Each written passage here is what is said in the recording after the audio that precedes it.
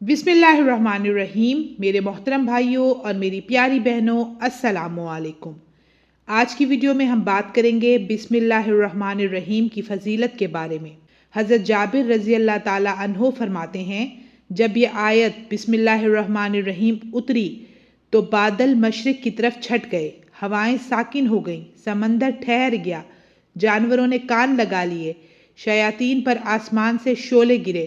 پروردگار عالم نے اپنی عزت و جلال کی قسم کھا کر کہا، جس چیز پر میرا نام لیا جائے گا اس میں برکت ضرور ہوگی۔ رسول اکرم صلی اللہ علیہ وسلم نے فرمایا، مجھ پر ایک آیت ایسی اتری ہے جو کسی نبی پر سوائے حضرت سلیمان علیہ السلام کے نہیں اتری، اور وہ آیت ہے بسم اللہ الرحمن الرحیم۔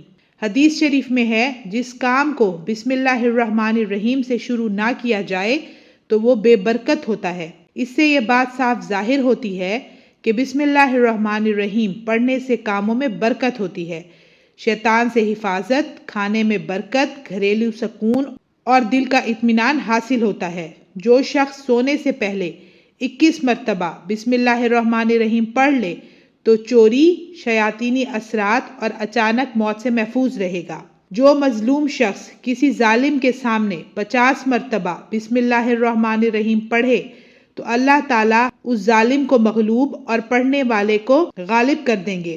جس کسی کا حافظہ کمزور ہو تو وہ 786 یعنی 786 مرتبہ بسم اللہ الرحمن الرحیم پڑھ کر پانی پر دم کر کے پیے، حافظہ قوی ہوگا۔